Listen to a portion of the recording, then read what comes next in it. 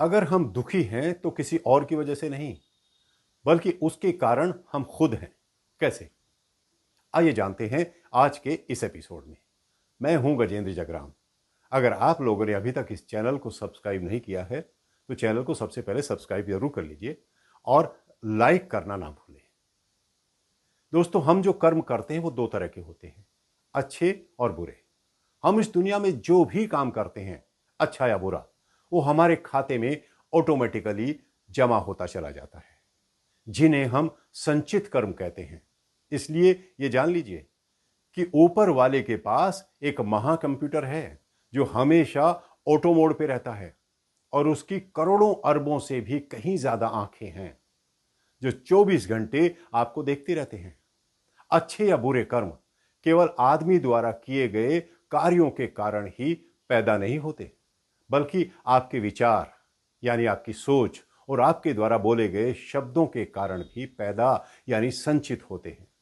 कार्य, विचार और शब्द, ये तीनों साथ साथ चलते हैं।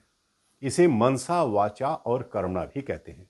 यानी अगर आपने मन से सोच भी लिया कि मैं उसे मारूंगा या उसका बुरा करूंगा, तो ऐसा सोचते ही आपके संचित कर्मों में जुड़ गया। और अगर आपने अपने मुख से सिर्फ बोल ही दिया कि मैं उसका बुरा करूंगा, तो भी वो आपके कर्मों में जुड़ गया। इसके अलावा अगर आपने अपने हाथ से किसी का बुरा कर दिया या उसे मार दिया, तो आपके संचित कर्मों में जमा हो ही जाता है और आपको इसका परिणाम भुगतना ही पड़ता है।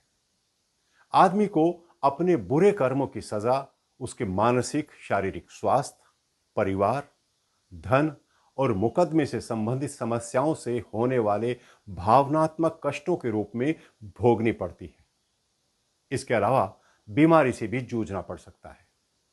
लेकिन अगर आप इस वक्त भी बुरे रास्ते पर चल रहे हैं, तो आप इस समय भी अपने जीवन काल के दौरान नकारात्मक कर्मों का बोझ और भी बढ़ाते जा रहे हैं। इसलिए हर आदमी को कर्म के बारे में समझना बहुत जरूरी है, क्योंकि कई बार जब आपको अपने जीवन में दुखों का सामना करना पड़ता है, तब आप समझ ही नहीं पाते कि उन दुखों का असली कारण क्या है।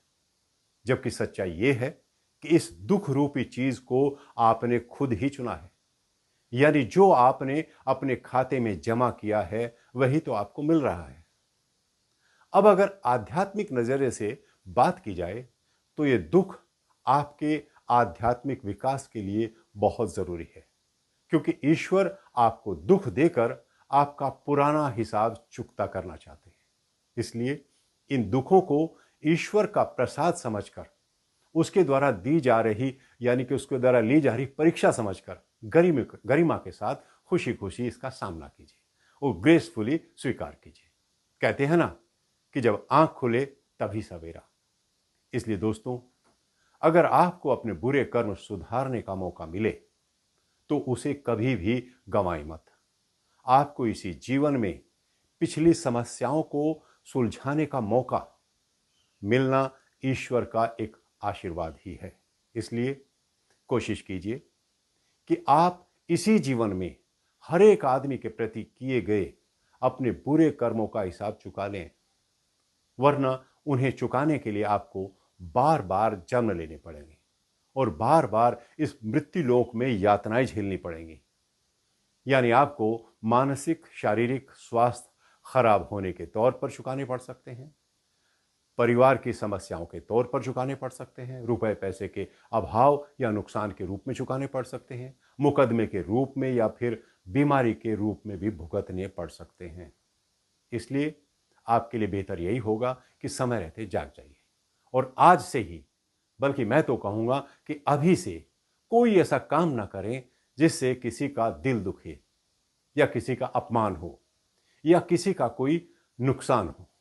हां, अगर हो सके तो किसी जरूरतमंद के काम आ जाओ, और अगर किसी का भला नहीं कर सकते तो किसी का बुरा भी मत करो। एक बड़ी अच्छी लाइन है कि भला किसी का कर न सको तो बुरा किसी का मत करना। यहां तक कि ऐसा सोचना भी नहीं। यही संतों और महात्माओं का कहना है। मैं तो बस निमित्त मात्र हूं आप तक पहुंचाने के लिए बातें। आज बस इतना ही, फिर मिलूंगा। नमस्कार।